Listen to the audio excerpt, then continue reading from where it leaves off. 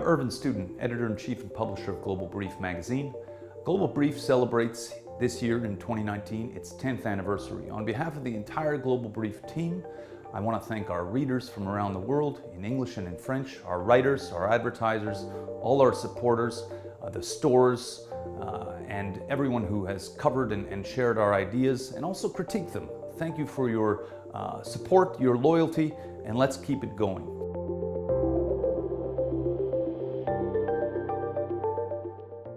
I thought we'd start the celebration of our 10th anniversary with a series of micro lectures, which coincides with the launch of Global Brief's new website in a month or so.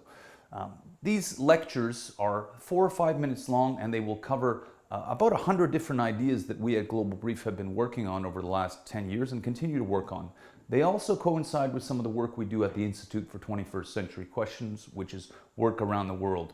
Some of it involving Canada and some of it not involving Canada. Let's start with the first one. Canada's 4-point game.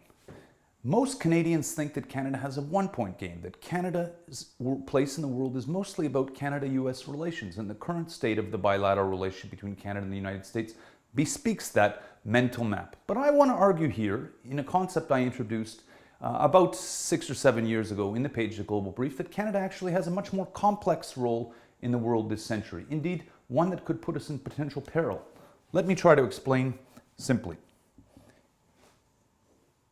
Here's a map of Canada, if you will. You might recognize it, you might not. And I'm going to abstract that map into a simple, you'll forgive my artistry again, into a simple rectangle. This is still Canada. Most people think we have a 1-point game, the United States.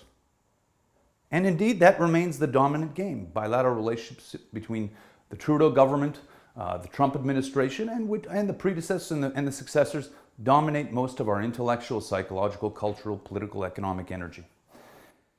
We pacified this border in 1871 in the Treaty of Washington, whereas the United States was our natural enemy at Confederation.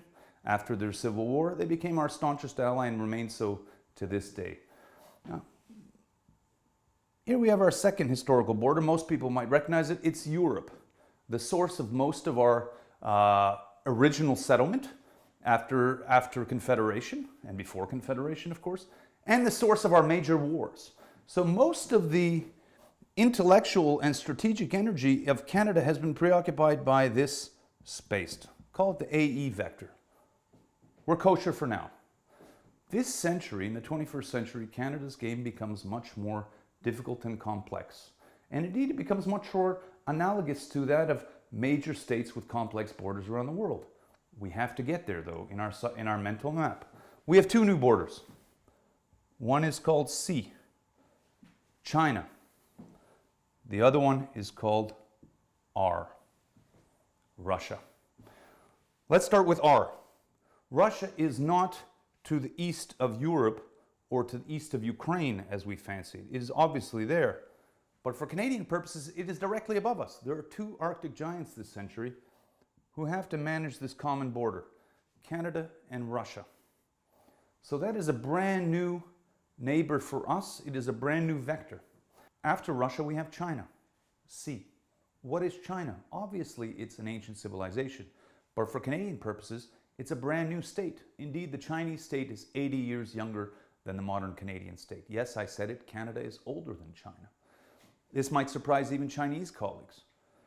What is impressive about China for Canadian purposes is that Canada has never known China in its modern resurgent form. Canada is born in 1867, almost immediately after China loses the Second Opium War. The entire 150 plus years of Canadian Confederation and success coincides immediately, exactly, with the 150 years of Chinese destabilization and gradual restabilization. China is back today with a vengeance, and good on it, economically, politically, administratively, and strategically, and psychologically. And they are close to us. So the C vector is new, the R vector is new.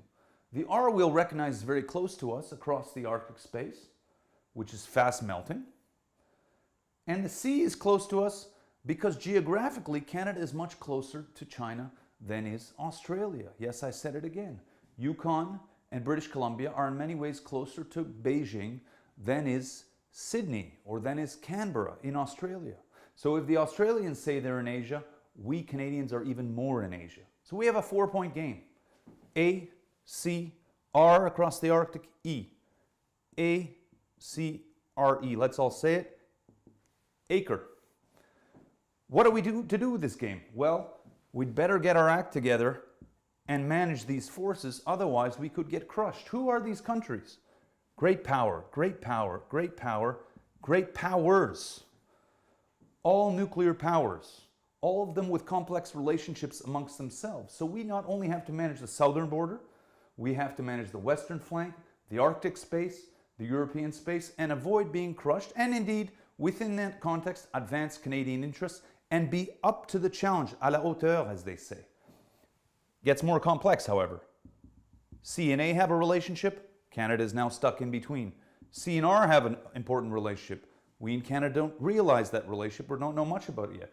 R and E have a relationship. And by the way, it's more important across the Arctic space for us than it is across the European space. And of course, A and E have a relationship with which we're a little more familiar. All told, there are about 10 or 11 vectors that Canada must manage.